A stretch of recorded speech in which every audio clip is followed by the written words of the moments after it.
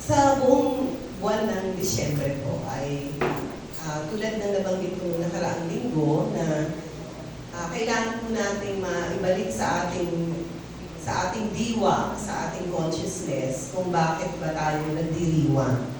Ano po, masyado na lumabo kung bakit masaya at nagdiriwang ang tao sa panahon ng Kapaskuhan.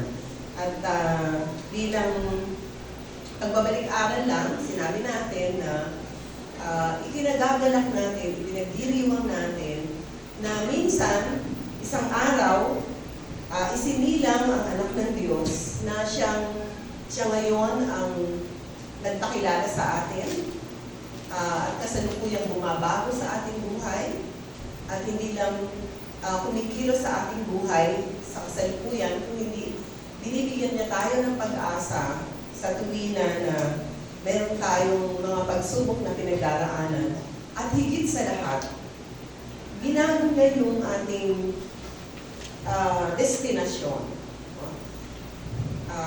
Binigyan niya tayo ng pag-asa na pagkatapos ng buhay na ito ay may nag-aantay na mas mainam na buhay sa atin, sa piling niya. Kaya dahil dyan, sinasabi natin, sabihin natin sa ating sarili, ito ang dahilan kung bakit ako masaya sa panahon ng Kapaskuhan. At sa araw na ito, gusto ko pong dugsungan yan o dugtungan. Ang sabi po dun sa binasa kanina ni Eunice sa atin, sa John 10:10, ang magnanakaw ay dumating upang magnakaw, pumatay at manira. Ang nagsasalita po dito ang Panginoong Jesus. Naparito ako, ang sabi ng Panginoong Jesus, upang ang mga tupa, tayo yun, ay magkaroon ng buhay na masaganang lubos. So makikita niyo yung contrast. Si Satanas, yung magnanakaw, dumating upang magnakaw, pumatay at magwasak o manira. Ang Panginoong Jesus dumating upang magbigay buhay. Upang yung sinisira o sinira ni Satanas ay buuin niyang muli. At yung ninakaw sa atin ng Diablo ay maisauli sa atin. They are poles apart, lagi pong kontrapelo si Satanas at ang Panginoon. Kung ang Diablo dumating upang pumatay, manira, magnakaw, ang Panginoon dumating upang baliktarin niya. Dumating siya upang isauli-ulitin ko, ang anumang ninakaw ni Satanas sa'yo, buuin ang anumang sinira niya sa buhay mo at bigyan ka ng isang buhay na masagana. Sa umagang ito, yan po yung ating tatalakayin at sandali po tayong yumuko at humingi ng patnubay sa Panginoon. Ama, maraming pong salamat na patuloy binibigyan mo kami ng kalayaan na tunghayan at pag-aralan ng iyong mga salita. Ang mga salita ng buhay. Tulungan mo nawa kami na ang mga salitang ito ay maunawaan, maipamuhay, at maibahagi sa mga taong nangangailangan. Pagpalain mo nawa ang pag-aaral ng iyong mga salita sa umagang ito. Basbasan mo ang iyong mga salita at ihatid sa puso ng bawat isa. Ang lahat po magsabi ng Amen at Amen. So maliwanag po sa Juan 10:10, sinabi sa atin, John 10:10, Jesus has come to give us life. Dumating si Jesus upang bigyan tayo ng buhay. Humihinga na tayo, buhay na tayo. Ano ba yung buhay na tinutukoy dito?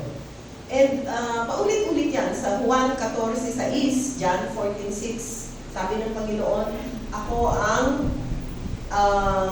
buhay, ang katotohanan. Ako ang daan, ang buhay at ang katotohanan. So inulit na naman siya ang buhay. Sa John 11:25 and 26, John 11:25 specifically, sabi ng Panginoon, ako ang buhay at ang buhay na maguli. I am the life and the resurrection and the life. And life, myself. So, paulit-ulit, sinasabi ng Panginoon, siya ang buhay. At hindi niya tinutukoy dito yung buhay na humihinga ka lang. Ito yung buhay buhay na may mas malalim na kahulugan. Hindi yung buhay na kumakain at umiinom ka lang, nagtatrabaho, nagpapamilya. Ito yung buhay na may kahulugan na nais bigyan ng Panginoon ng lalim, ng significance. At may sinabi ang Panginoon na ang buhay na ito ay abundant. I have come to give you life, a life of abundance. A full life. Sa ibang translation, full. Ano sa Tagalog full? Buo, puno, masagana.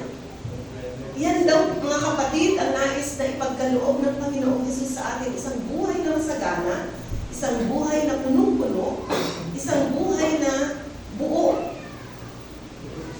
Tinanggap mo na ba yan? Namumuhay ka ba sa isang buhay na masasabi mong masagana, punong-puno, at buo? O di walang dapat na mahaba ang mukha. Ha? Walang dapat na ang balong buhay ito. Diba kahit sa gitna ng problema o ng kapighatian, kalungkutan, sabi nga, hindi narinig ako sabi gano'n, itong buhay na ito yung may galak ka kahit malungkot ka. May ngiti kahit lumuluha ka. Parang sisiraan na ba tayo ng bait? Pero hindi eh. This is a supernatural life. A life that is over and above the life that we know. Ito yung kakaibang buhay na nais ibigay ng Diyos sa bawat isa sa atin.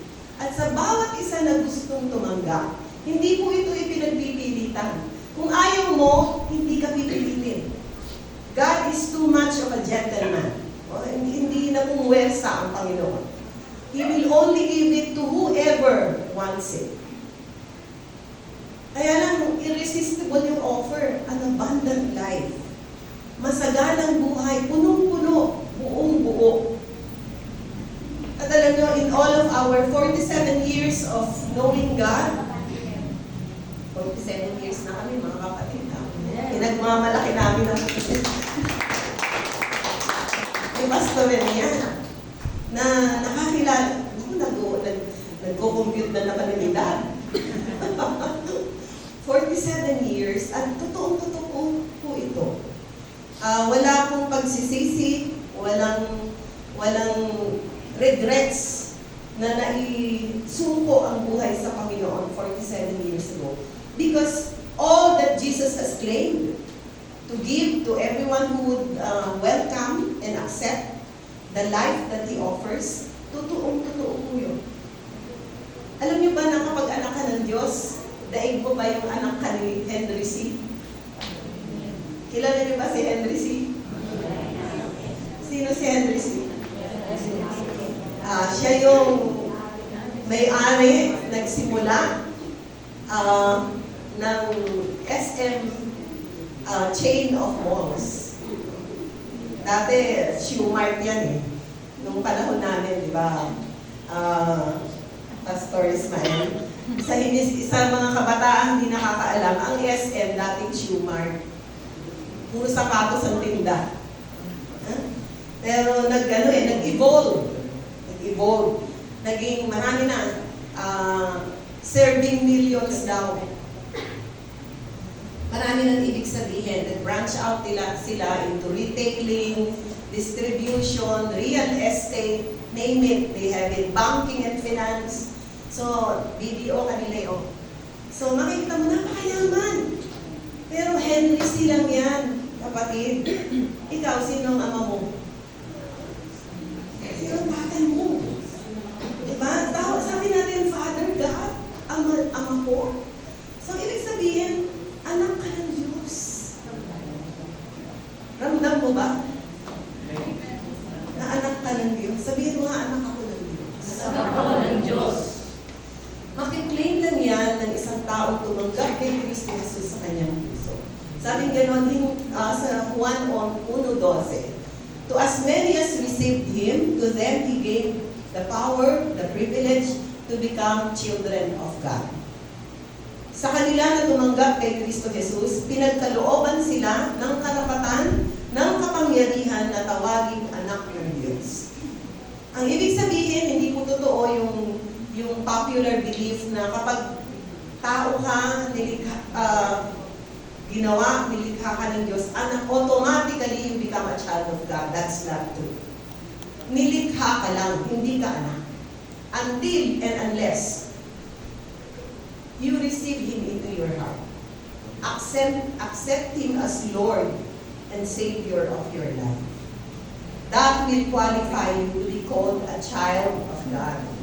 Kailangan tanggapin mo sa iyong puso ang Panginoong Jesucristo bilang Panginoon at tagapagligtas ng iyong buhay. Then and only then will you be considered by God as His own child. Minsan po, meron akong, nasa Amerika po kami noon, nag-grouping kami after the service, naalala kong bigla. Nagkaroon kami ng parang small grouping din, tulad ng ginagawa natin. Pero prayer ang purpose. So, nakagrupo ko ang isang babae na mayaman, napakayaman. She's a businesswoman. At habang nag-uusap, sabi ko, sige, sister, please pray about this. No? Binigyan ko sila ng assignment na ipag-pray yung mga prayer concerns. Alam niyo, sabi nung in-assign ko, sabi niya sa akin, hindi ko kayang mag-pray na kagaya ng prayer ninyo. I cannot. Hindi ko kayang manalangin na tulad ng pananalangin ninyo. Na you can call God as your Father. Alam niyo, bigla kong na-realize na kung minsan tinetake for granted natin that we call God our Father and we so easily connect and communicate with God na para bang sobrang natural and expected. Pero sa mga taong hindi nakakakilala sa Panginoon bilang personal na Panginoong Diyos ng kanilang buhay, they cannot call on God as intimately and as personally as a person na talagang kinilala siya bilang Panginoon at tagapagligtas. Doon ko na-realize na I am so privileged. And of course, pinakilala ko ang Panginoong Jesus dun sa taong kausap ko para siya rin ay magkaroon ng personal na kaugnayan sa Panginoon. What am I trying to say, mga kapatid? Pag sinabi natin na ang Diyos ay Ama natin, pwede tayong tumawag sa Kanya. Pwede nating ilatag sa Kanya ang ating mga pangangailangan.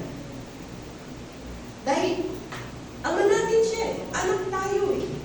We have the confidence to come to Him. Ano sabi kanina sa atin, Kelly? Pray without ceasing. Pray at all times. Bakit?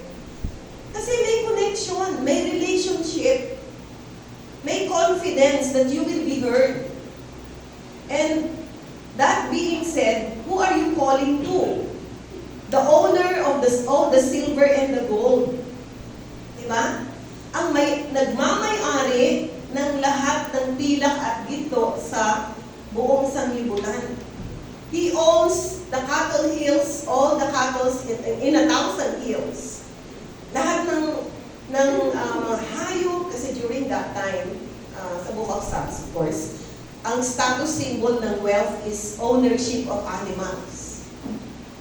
Ngayon, stocks. Ngayon, bank deposits. Pero during that time, pag marami kang hayop, mayaman ka. So our Father is the owner of everything in this world. At alam niyo, pag sinabi ng Panginoon, I'm giving you an abundant life, and I told you kanina, tinabi ko sa inyo kanina, na higit pa tayo sa mga anak ni Henry C. Bakit? Kasi yung yaman ng mga anak ni Henry C. only up to the level of their wealth.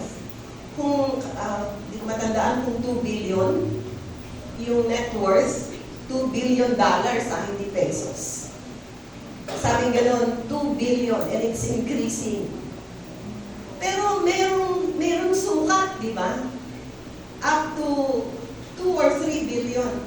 Eh, ang pag-aari at kayamanan ng Diyos na Ama mo at Ama ko, masusukat ba natin yun? Can we measure the wealth that God owns? Let me give you an example. Paano natin na-appropriate o na-i-enjoy ang wealth ng ating Ama sa langit?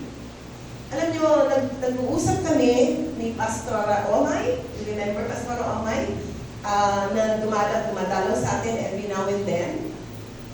Yung kanyang anak ay supposed to be mag-aaral na sa kolehiyo this year. And kabado silang mag-asawa kasi mahal ang pagpapaaral sa Amerika.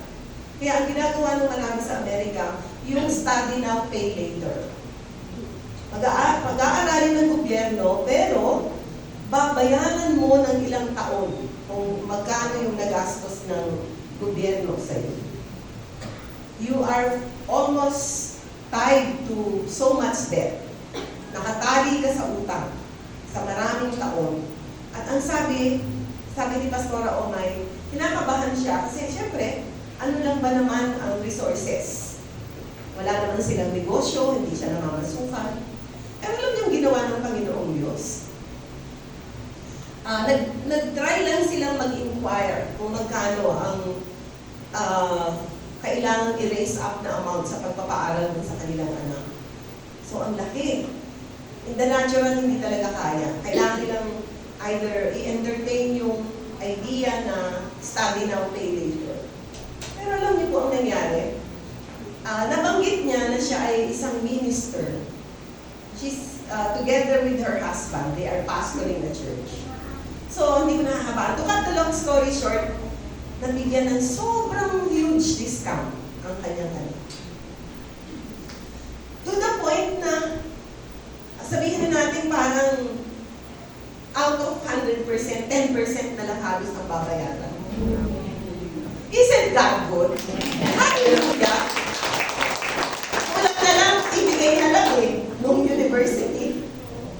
Ganun mag-provide ang Panginoon, mga kapatid. Yung hindi mo inaasahan, pero dahil ang Diyos ay Ama mo, marami siyang ginagawang kaparaanan. Naalala ko rin yung isang brother na ang kanyang ama at ina ay kailangang operahan sa heart center. Merong problem sa heart. Pero akala nila matagal bago na-detect na heart problem pala. Kasi ang sumasakit ay tiyan. So in short, maraming tests. At nakakagulat, heart center pa yun. Pero naoperahan ang mother niya, na milyon ang ginastos. Pagkatapos, sabi niya, hindi ko alam paano saan nagsipanggaling yung mga resources, yung mga tulong, at ang kanyang inailang buhay. So, ang ganda ng sinabi ng ating kapatid na si Kelly, pray at all times. Hindi sinabing worry at all times. Diba? Sabi, manalangin, lahat ng ipinag-aalala mo, ipanalangin mo. Para yung ipinapanalangin mo ay ipagpuri mo later. Bakit? Sapagkat may sinabi ang Panginoon sa unang Pedro 5:7. Ang sabi niya, cast all your cares upon me, for I care for you. Alam niyo, pag tinagalog natin yung cast all your care upon me, pwede mo sabihin, ibato mo sa akin yung problema mo. Lahat ng pag-aalala mo, ibato mo sa Diyos. Walang pampagamot, pampaopera ng anak, ng ina, walang pampaaral. Lahat sinasagot ng Panginoon. Si Pastor Rene, na-bank off, di ba? Naalala niyo yung senior niya one time, very recently, nung papunta siya ng Davao, ang agang nagising, 3:00. Akalain mong naiwanan ng aeroplano. Dahil nasa harapan niya, isang malaking pamilya, sinisingil ng malaki dun sa mga bagahe. Wala nang pera. Siguro hindi nila napaghandaan.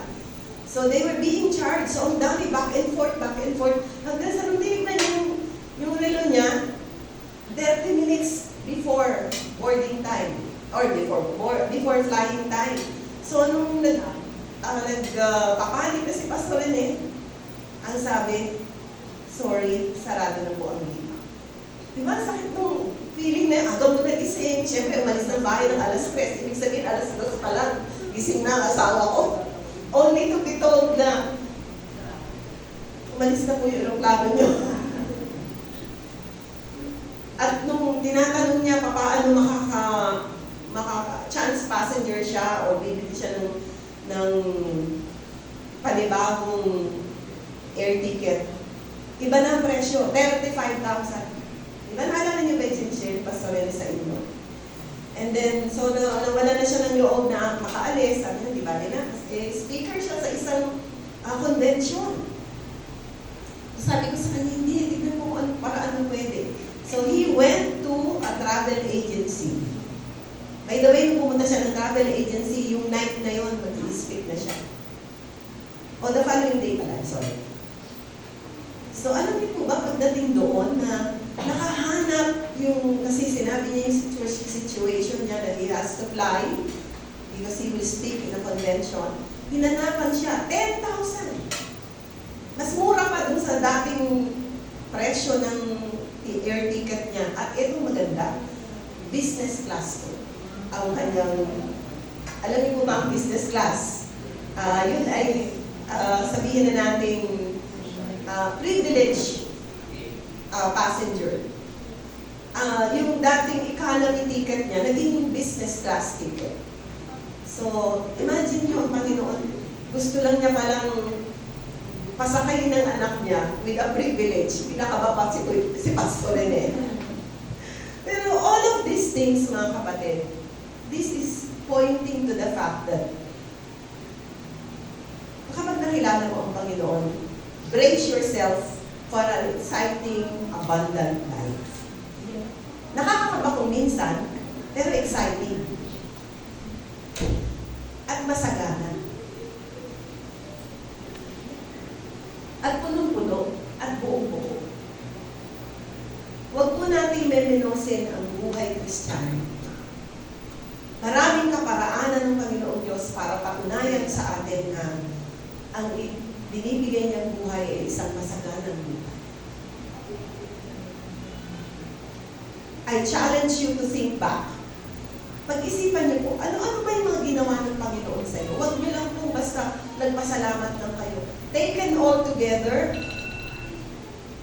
the Lord has not lied to us. He has given us and He is continually giving us an abundant life. For every need, there is a provision. For every problem, there is a solution. For every lack, there is a filling up from on high. Kaya sinasabi ng Panginoon sa atin, it is an abundant life. It is not a life of lack and poverty. It is an abundant life. Maaaring nagsisimula tayong hikahos. Nagsisimula tayong may pangangailangan. Pero sa ganyang kalagayan mo, mapapatunayan kung anong uri at anong klase ng Diyos ang ating Panginoon. Papatunayan niya sa atin na sa gitna ng ating pangangailangan, kayang-kaya niya tayo ilabas at tugunan ang ating mga pangangailangan. Ang palakpak ay sa Panginoon. Palakpakan natin.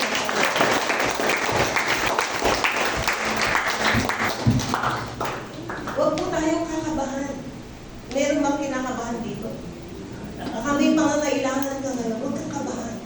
Ma-excite ka kung paano tutugon ang Diyos.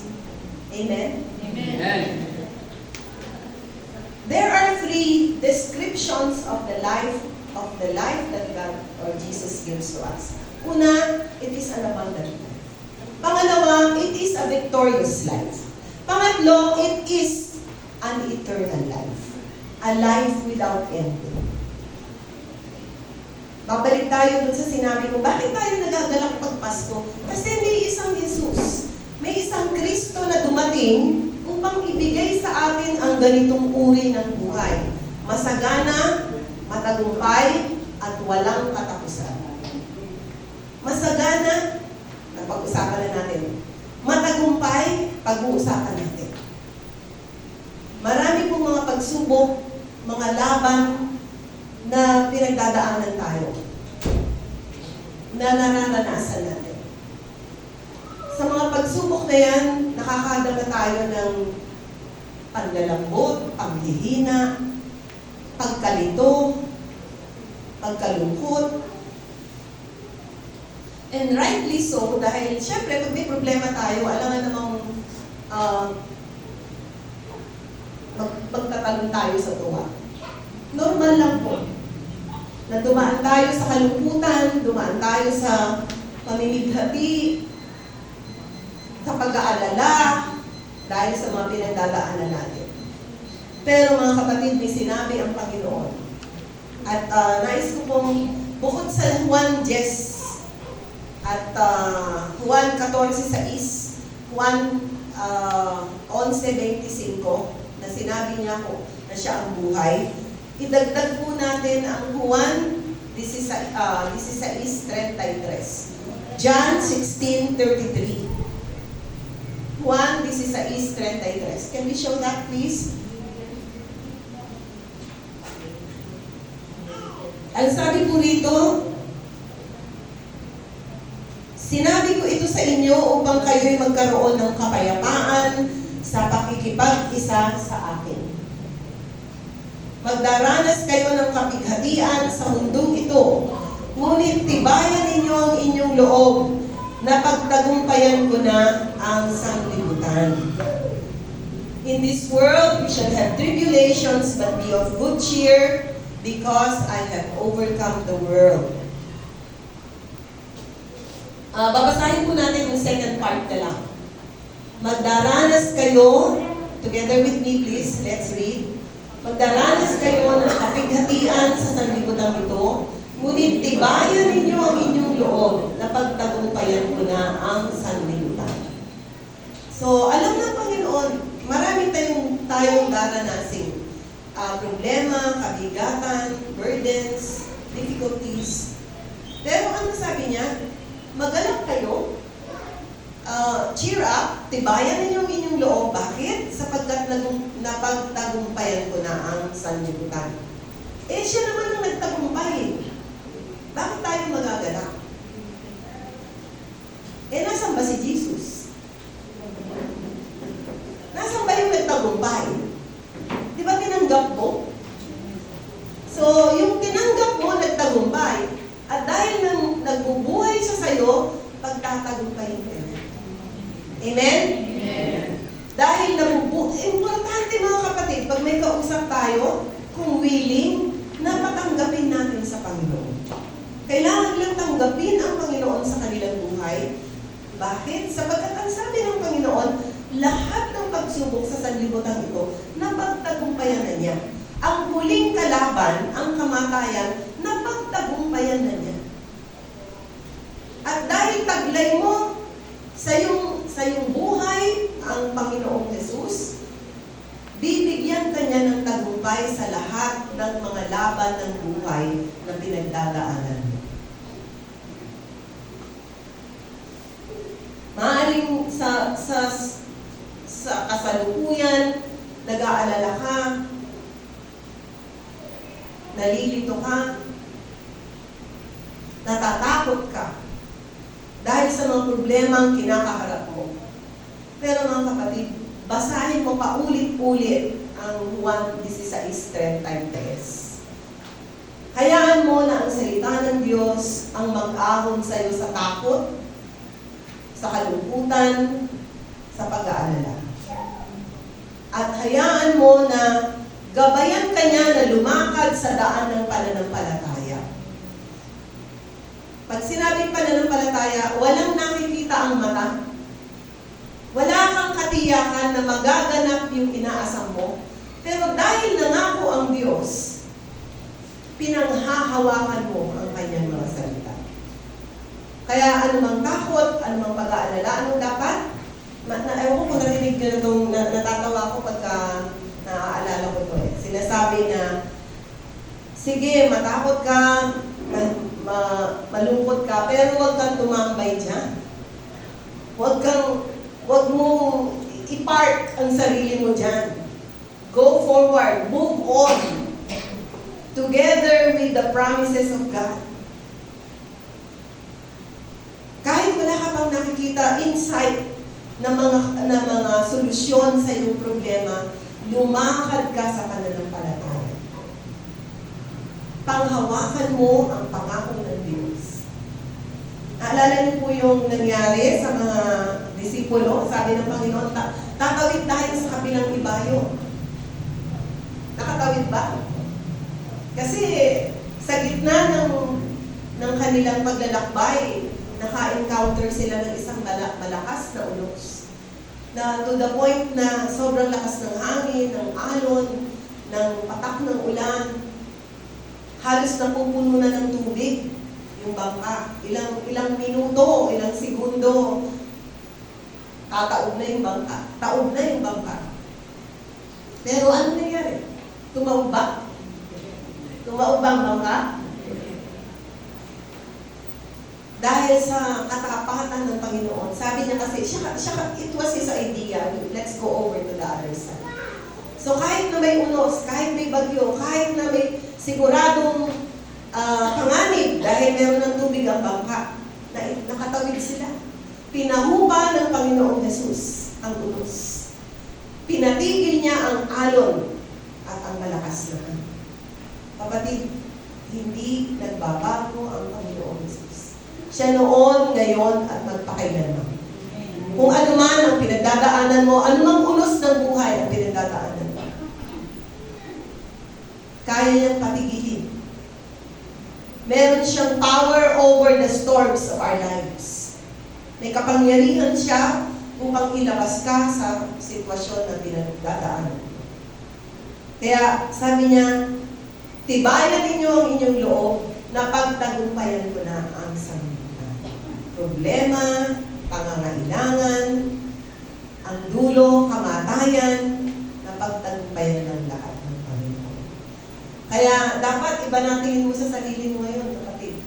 Ha? Dapat iba na. You are a supernatural being. Bakit? Kasi may Jesus ka na sa puso at sa iyong buhay.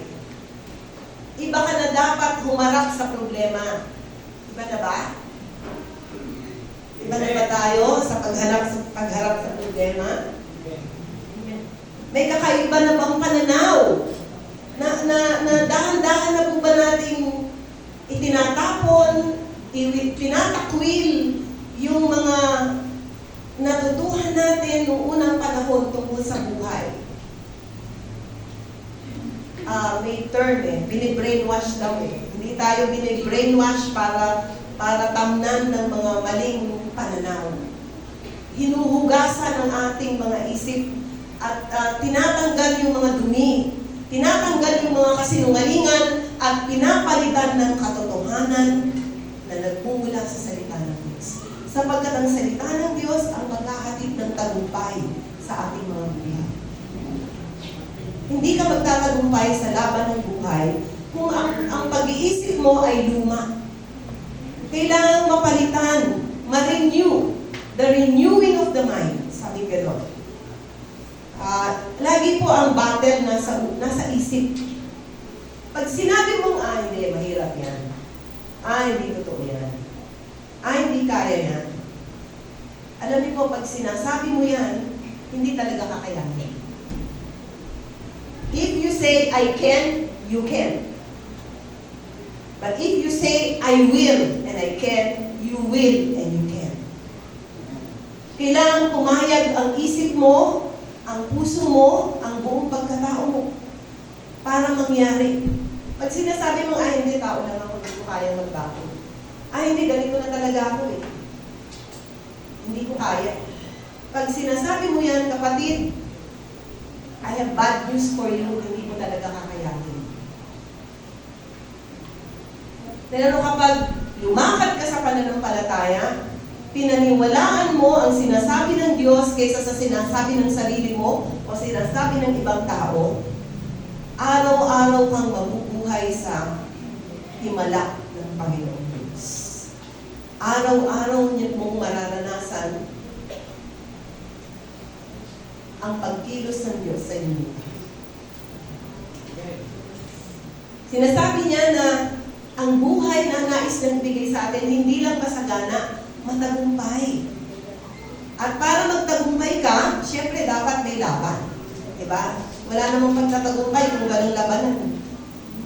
So, kung may problema sa pamilya, may problema sa trabaho, o meron kang problema sa sarili, kasakitan, may problema yung bulsa mo, o kung ano pang lahat ng problema maisip mo, kapatid, gusto kong bigyan ng Panginoon ng pagtatagumpay. Dahil bakit? Anong sabi niya?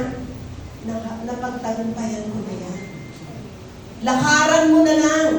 Paniwalaan mo. At hayaan mo ang buhay, ang salita ng Diyos ang humubog sa magiging sagot o tugon mo sa mga pinagdadaanan. Kapag hinayaan natin yung luma nating pag-iisip, luma nating diskarte o pamamaraan, pananaw sa buhay, hindi po tayo makakaranas ng pagtatagumpay sa laban ng buhay. Kailangan natin ang salita ng Diyos, ang mga pangako ng Diyos, at higit sa lahat, ang presensya ng Diyos. Amen. And third, hindi lang masagana, hindi lang matagumpay. Pangatlo, ito the most, the best. Ang buhay na iniaalok ng Panginoon sa atin ay isang buhay na walang katapusan. Walang, it's an eternal life. A life in eternity. Yung buhay na alam natin dito sa mundo, may simula, may wakas. Diba?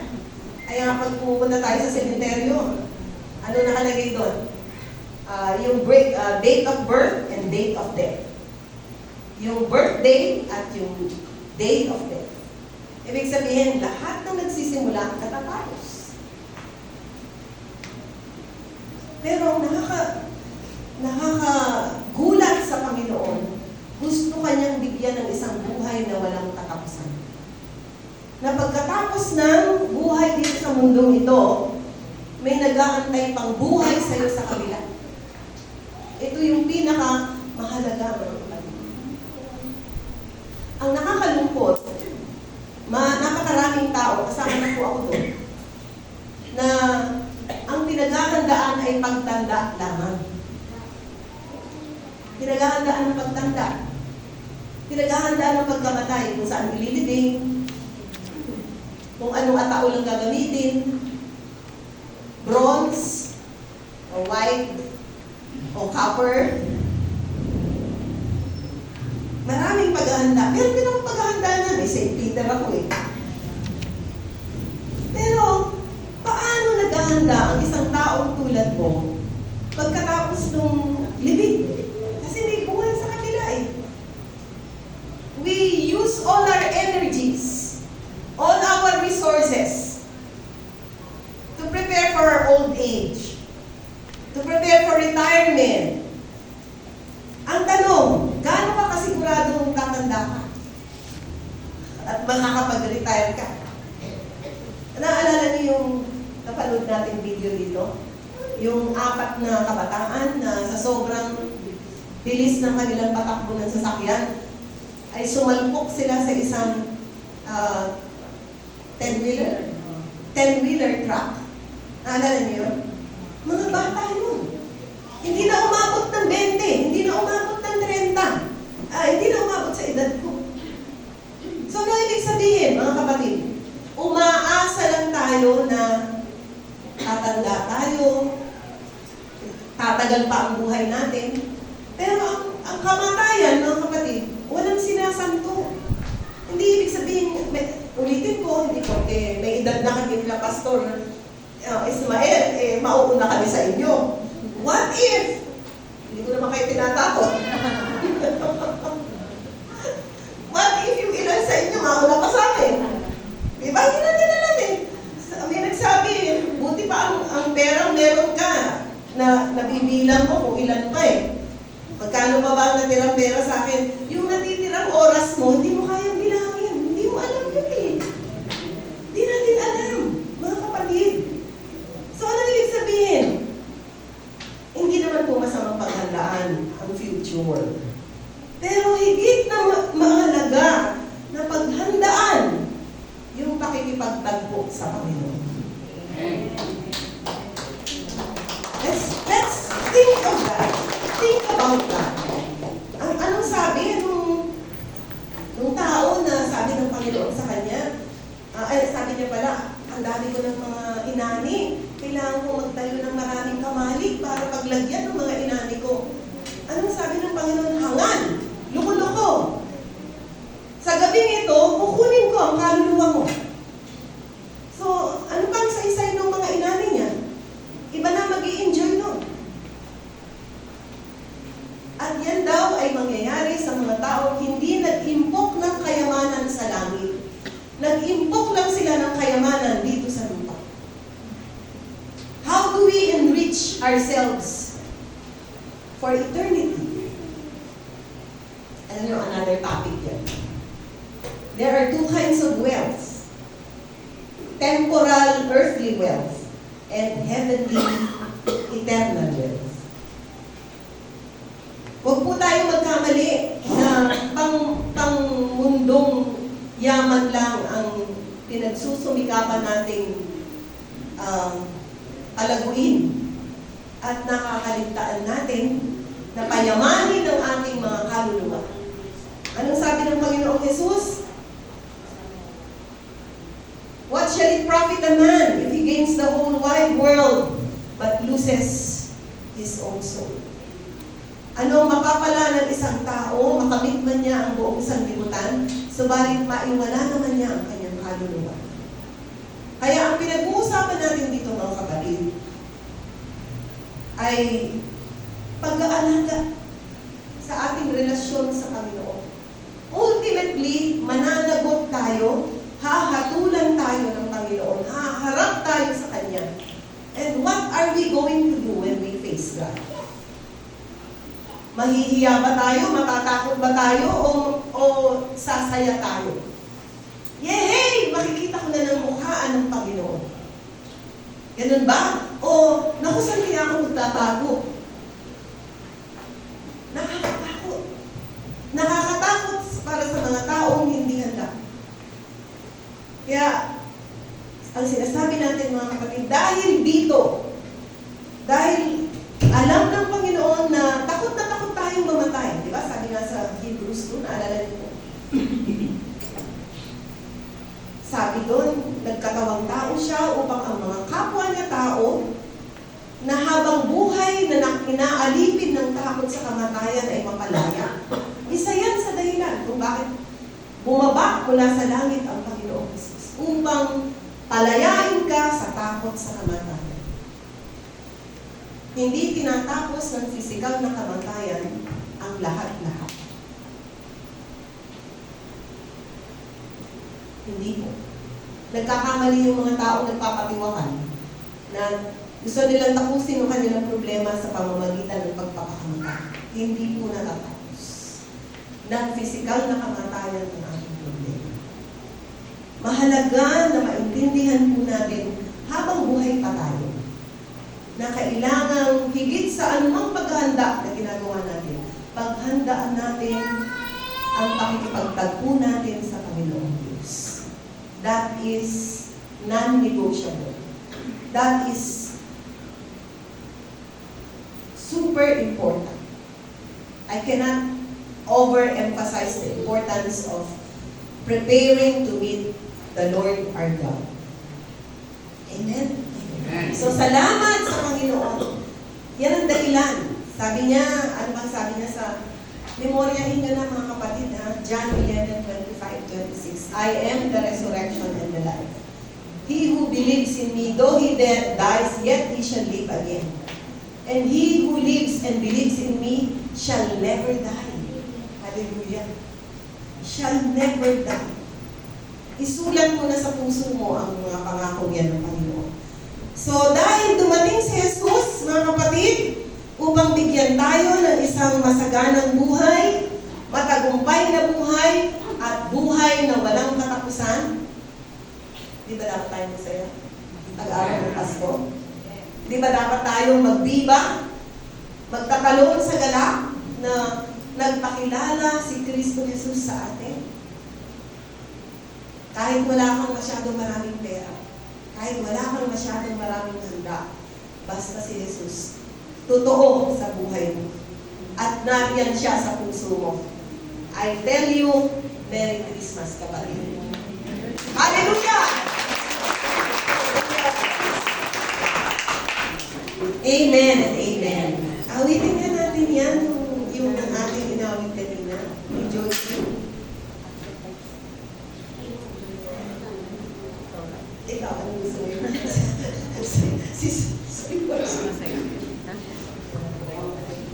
How great is